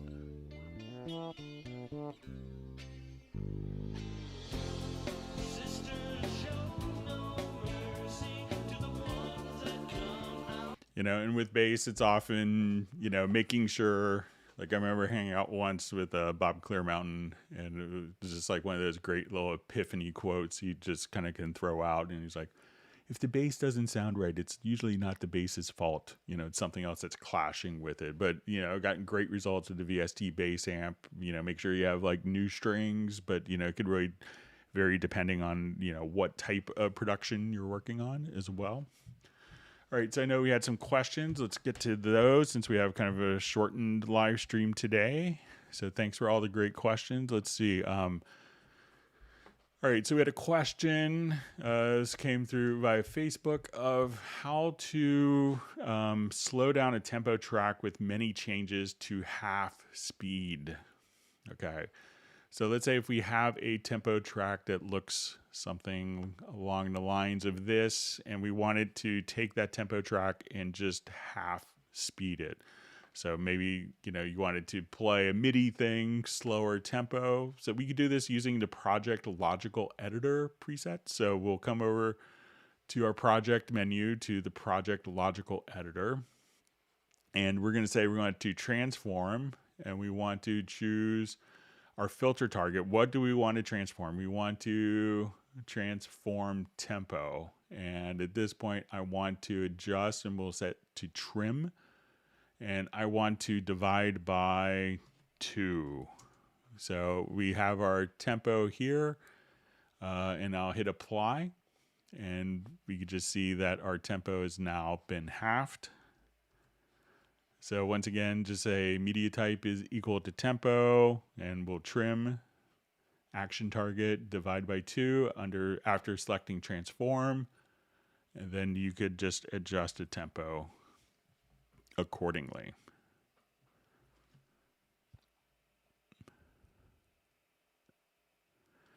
All right, so we had a question. I think this is with waves, doubler, and in 2 and 4 stereo. It says I'm working with a project adding this effects to an effects track. I was using the dark fader preset. It worked fine, but I needed to make EQ adjustments on the EQ graph, and the window was too small. I clicked allow window to be resized, and there was no longer an effect when I played the project. Changing the window back to the small size doesn't bring back the effects. I have to remove the insert and add it back again. I've tried this on waves, doubler, 2 and 4, mono to stereo, and all of them do the same thing. Once I did this, I was playing in loop mode and changing back to the small window, and effects came on, but it wasn't a dark fader, and the effects froze while on. I had to remove the insert. Any idea? So I don't have any of the Waves plugins, but it sounds really kind of like systemic to the Waves plugins. One thing that you could also check if you're on a Windows platform, and it's not really mentioned which platform, but if you go to, let's say, your preferences on the Windows platform, it could be that the Waves plugins, I'm not sure if they're all high DPI or not, but if you go under General on a Windows platform, you'll just see this like enable high DPI mode. So see if that is, if you do that, and you also have like Cubase high DPI scaling modes, and see if that makes a difference. But it could, it sounds like it's really just kind of systemic with the particular Waves plugins, and I don't have any of those to actually work with. I was waiting for my update from 4 computers ago that I never got from them. So, all right. So we see, hello, Greg. Question. I understand direct offline processing reduces CPU load, but all the examples I've seen don't include any audition of the processing. Preset inserts. How does one proof the event? So, if we're doing offline processing, so let's say if we wanted to, we'll just take this particular loop here. All right, so say I'm going to go to my offline processing.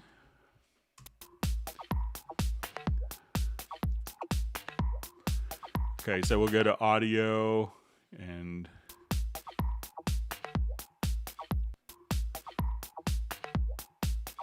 sorry, I'll just get that to loop. So I'm going to go to audio to my direct offline processing. So, when we run an effect as an insert, we can hear it.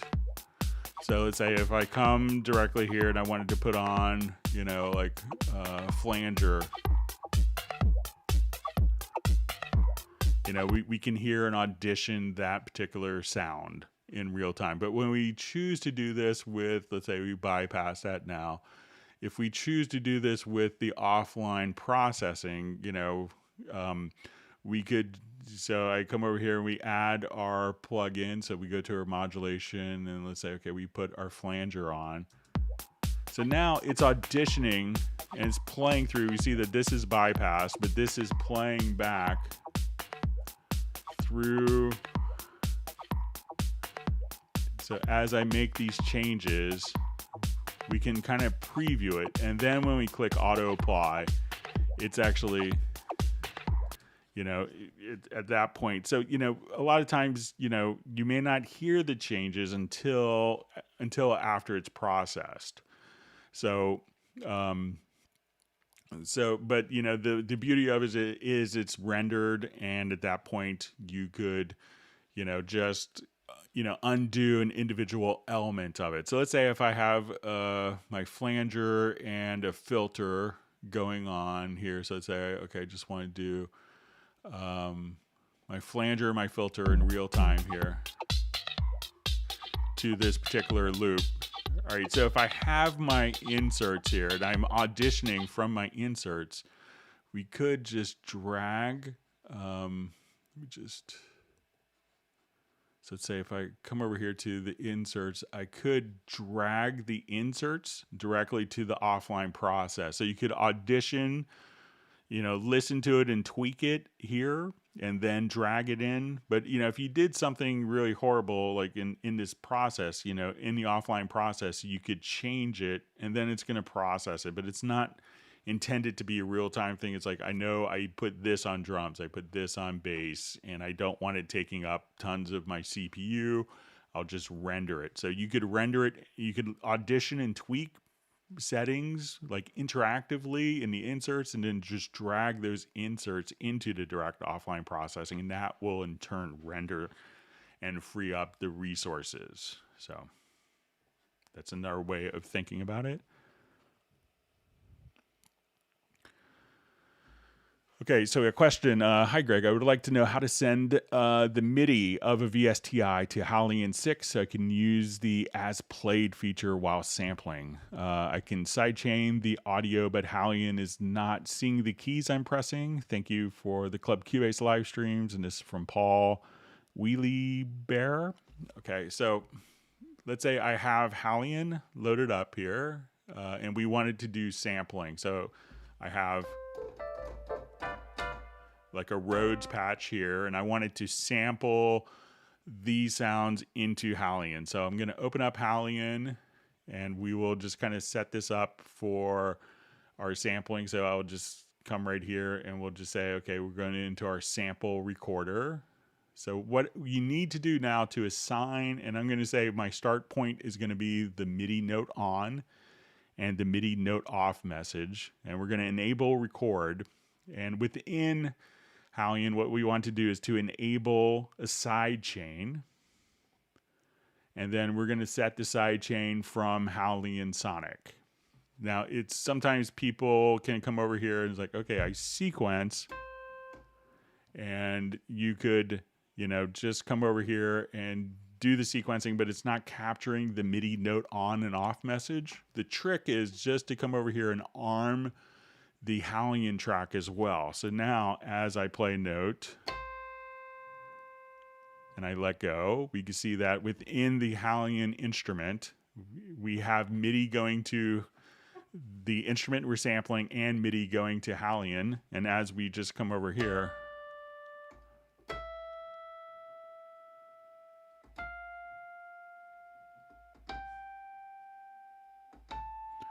and now we could just sample directly in. So we could sample every single key. We could carry over the velocity level, and you could just kind of go up from there. But make sure that you just enable the MIDI record on the Halion track so that the MIDI information can automatically be carried over to both the instrument that you're sampling and into Halion, that MIDI information carries through.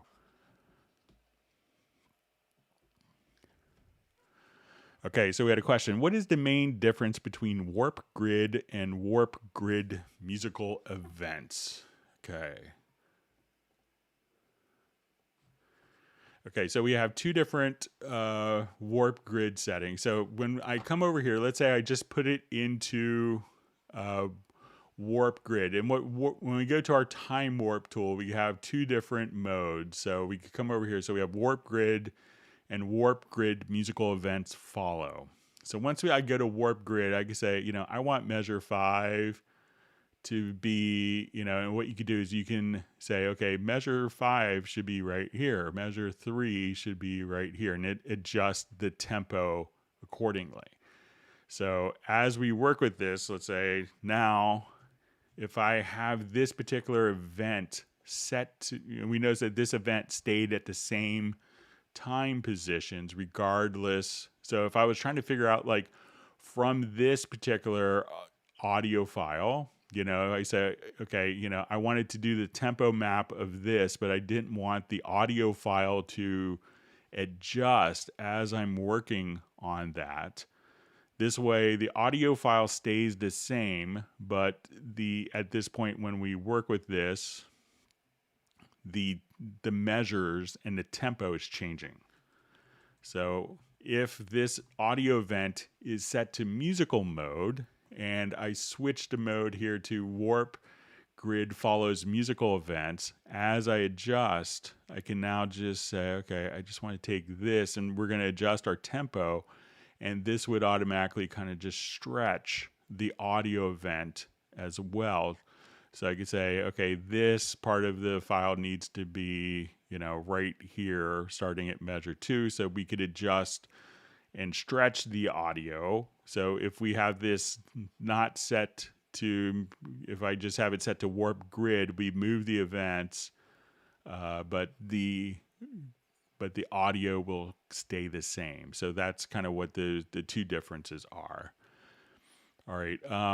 So in our question, is it possible to buy a CC121 controller, or Steinberg stopped producing and support them? Any new controllers in the future, by the way? Seems like CC121 is good, but doesn't support new functions in Cubase like pre-gain, etc.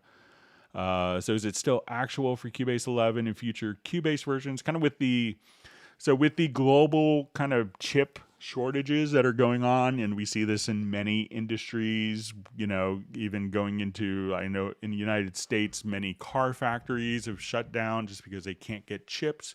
So, Yamaha is also subjected to that as well. So that's kind of why the CC121 was discontinued, because components are going to no longer be available for that. So there are still some floating in dealers. I know like Michael Teams had gotten one. Other people, I think Graham Witcher had gotten one in the UK. And I think that you mentioned that maybe in another email that you were in the Ukraine. So I don't know the local, I just work for the US distributor. So I know where, there might be some in the US, but they can't, by their dealer contract, sell outside of the US. So I have a meeting tomorrow with our export channel manager, and I could check to see if she could know of any place in Ukraine that's ordered some. So a lot of them were on back order and then became sold out. So, but you can still find them secondhand as well as another option. So, we haven't announced any plans for, further controllers as well, but I'm sure someone in Japan is working on stuff.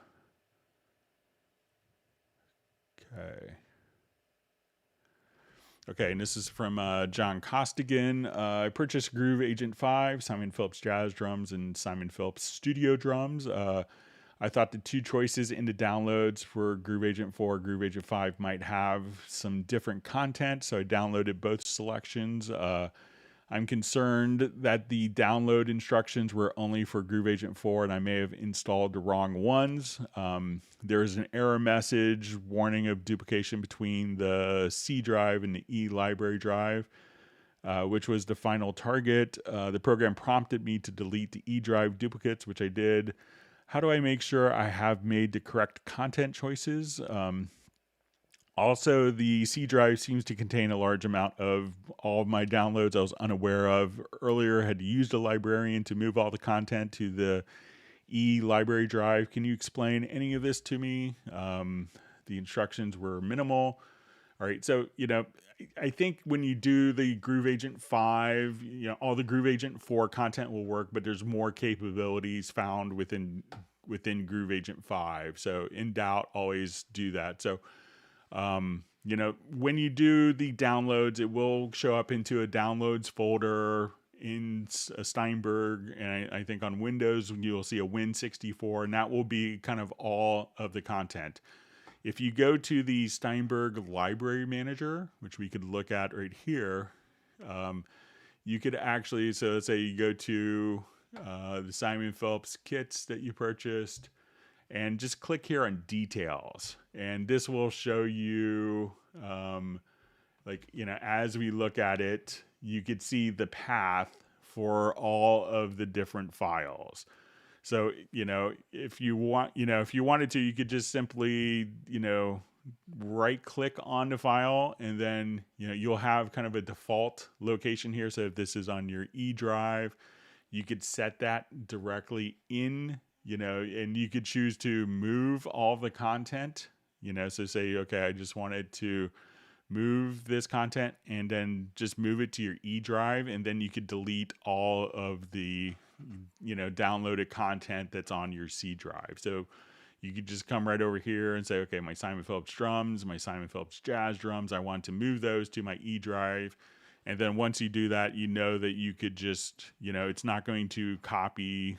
I think you'll get a message indicating, but if you just, that the content is already there. But if you go to your details, you can just come over here and see the exact path where all of the content is going to be installed, or where it's currently installed. And if you need to move it to your E drive, you can. All right, I'm going to, we'll jump back to the live questions, and we're going to be just in a couple minutes going over to the, over to our Zoom meetup. So once again, we'll have, so for the guy who wrote Beatles and Stones, Vince Melmed. So just a little background on Vince. So, he's kind of been a journeyman keyboard player, he's an amazing songwriter, but he's also performed and recorded with, the Eagles and Bob Dylan and Roseanne Cash, a whole slew of people. So just a wonderful musician, can tell you all sorts of fantastic stories. So look forward to seeing Vince on the live stream. All right, so I'm going to jump back to our questions, and I'm going to go ahead and just paste in the live stream link one more time for the Zoom meetup.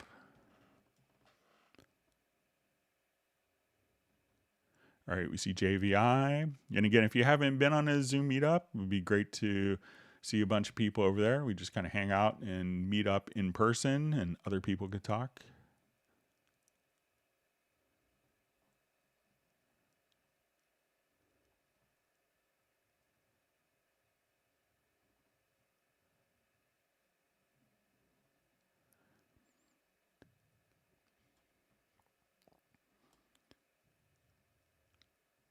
Okay, reading through more questions. If you learned something new, make sure you hit the like button. I saw we were about 90 likes, so maybe if we get to 100 likes before we transition over.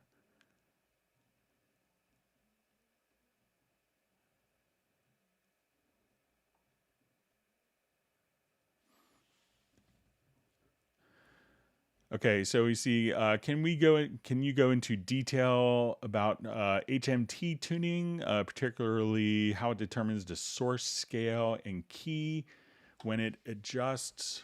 So there's not a lot of information on the, I think what it's going to be doing. So I'll show it to you. So I think I have a project for it here. If you're not familiar with the Her mode tuning, so a lot of times, if you are doing like early period pieces, we could activate, and we could do this in the project setup. So that now, get on the correct computer with my keyboard, that'd be helpful. So, here you could activate Her mode tuning type. So, I don't think it's actually, it might be just kind of based on the chords that are being played. But just kind of show you. So I don't know much information on how it like picks to scale, which is tonic, and, but for those who haven't heard it, I'll just kind of play this. So, I took, so many people won't necessarily appreciate equal temperament. I remember being with hanging out with Donald Fagen, and he wasn't like a big fan of equal temperament, which is why he likes his Rhodes, because they could be tuned particular keys. So if we wanted to take something that was very kind of pure sounding, like some winds, at this point, I will just say we could listen to this in equal temperament. So, and if you're not familiar with what temperaments are, there's kind of divisions of scale. So around, we could say Bach's time, and Bach was one of the first ones that really kind of employed equal temperament with his, pieces of, for the well-tempered clavier. And, the early music was only played in certain keys because certain keys were in tune, because people would have different tuning scales. So they eventually kind of came up with a compromised tuning system. And so not all the notes are mathematically tuned correctly. So this is an example of equal temperament. And you could probably hear that as we go through some of the chords, that they'll be slightly out of tune.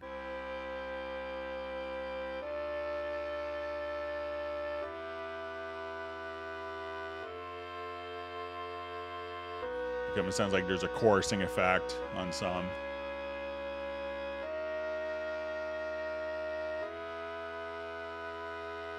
So if we wanted to put these onto her mode tuning, let's listen to that now.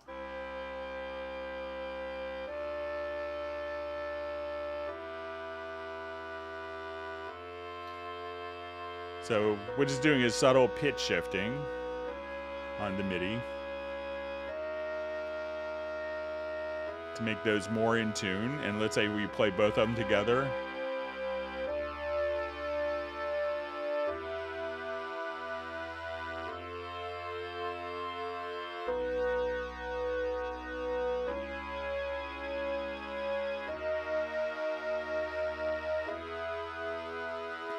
And you can hear how it sounds kind of out of tune. So what you could do is take each of the tracks here and, just have it play in the, within the, for it to follow the her mode tuning, and the other tracks don't follow the her mode tuning. So I think it's maybe under the MIDI modifiers, you could apply the tuning for various tracks. But I could do some more research and find out exactly how it determines the scales, or if it's just kind of doing the relationships of the thirds and fifths to make it more in tune. All right, so with that, we're going to go ahead over to the, I'm going to start the Zoom meetup. We're going to transition over. So let me get that started. We'll probably have some people waiting.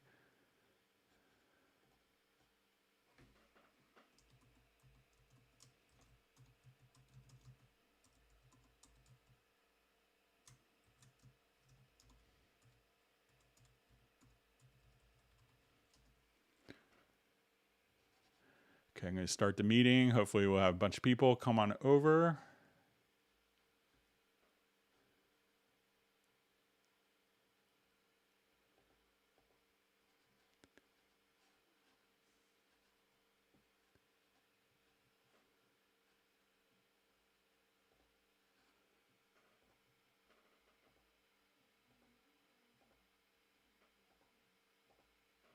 All right, seeing a bunch of people joining. All right, we see Jan.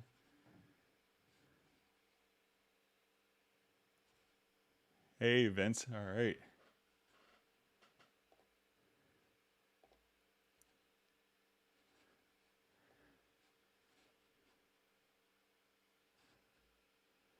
All right, so we see Tim and Brian and Charlie Roden. All right.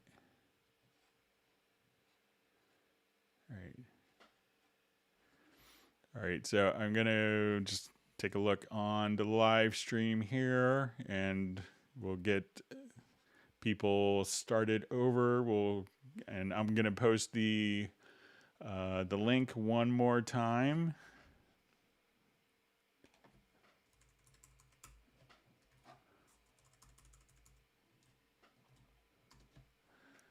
And we will get started here.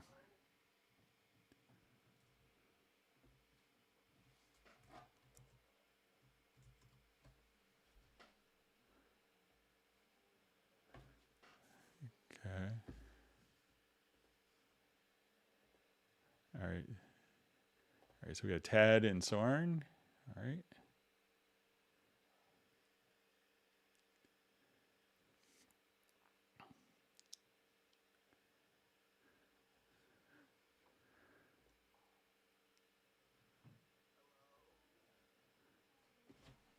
Hey, Michael Pierce is on. All right. So let's see if there's anyone else kind of waiting. All right. I'm going to go ahead and shut down the live stream. This gets confusing having two live streams going on simultaneously. All right. So if we haven't made it over, all right. So we have some more people coming in. All right. John Costigan. We have Sed. We have Lenny's iPad. All right, so I'm just.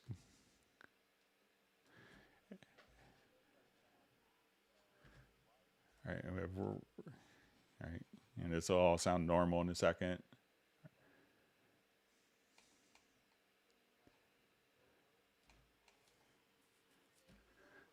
All right.